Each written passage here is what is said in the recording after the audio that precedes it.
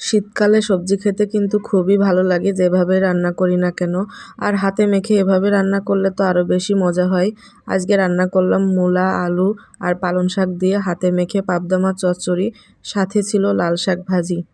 So hello everyone, আসসালামু আলাইকুম। কেমন আছেন সবাই? আশা করি ভালো আছেন। সকাল থেকেই ভিডিওটা শুরু করলাম।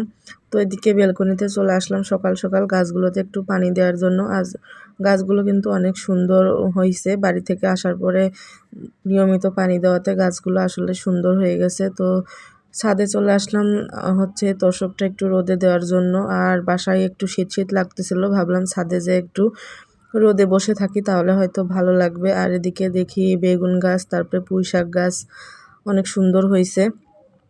মাত্র কিছুদিন হলো হয়তো বা লাগাইছে। তো এদিকে এসে দেখি তো এখানে ড্রাগন ফল গাছ, তারপরে কিছু গাছ ছিল ফুলের গাছ। তো সব কিছু এদিকে দেখে তারপরে এপাশে ছাদে তো চলে আসলাম। এপাশে ছাদেও দেখি অনেকগুলো গাছ লাগাইছে, মরিচের গাছ, পুঁই শাক, তারপরে আরও কিসের যেন চারা লাগাইছে। তারপরে এদিকে দেখি যে ছাদে কাজ করছে, আসলে ছাদ দিয়ে পানি পড়ে বাসায়, এই জন্য ছাদে কাজ করছে। তো সারাদিন আর রান্নাবান্না করা হয় নাই, ছাদ থেকেই তো তোষকটা বিকালে নিয়ে আসলাম।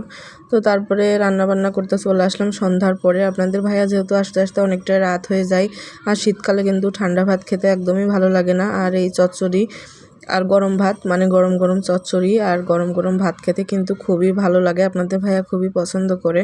তো এখানে হচ্ছে আমি মূলা, আলু, তারপরে বেশি করে পেঁয়াজ কেটে নিলাম, তারপরে ধনিয়া গুঁড়া, হলুদ, জিরার গুঁড়া আর হচ্ছে লবণ সব কিছু দিয়ে ভালো করে হাতে মেখে তেল দিয়ে দিলাম। তেল দিয়ে তারপরে মাছগুলো দিয়ে পরিমাণ মতো পানি দিয়ে এবার বসিয়ে দিলাম।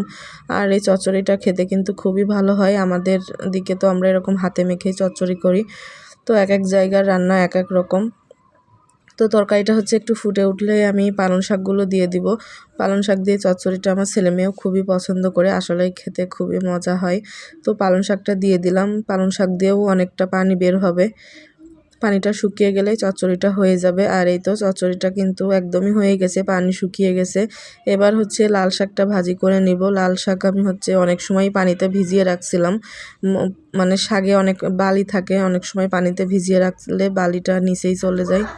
প্রথমে আমি হচ্ছে পেঁয়াজ, রসুন আর কাঁচামরিচটা ভেজে নিলাম, একটু জিরা ফোড়নও দিছিলাম, তারপরে শাকগুলো দিয়ে লবণ দিয়ে এবার ভালো করে ভাজি করে নিব। আর আমি এভাবেই শাক ভাজি করি, আমার কাছে খুবই ভালো লাগে। আজকে হচ্ছে ভিডিওতে ভয়েস দেওয়ার সময় বাইরে থেকে অনেক সাউন্ড আসতেছে, সবাই ইগনোর করবেন। আসলে বিকাল টাইমে সব বাচ্চারা খেলাধুলা করে, এই জন্য অনেক বেশি শব্দ হয়। তো লাল শাকটা পানিটা শুকিয়ে গেলেই ভাজি হয়ে যাবে। আর এই তো রান্নাবান্না শেষ করে গরম গরম এখন খেয়ে নেব। সবাই ভালো থাকবেন। ভিডিওটা ভালো লাগলে লাইক, কমেন্ট, শেয়ার করবেন।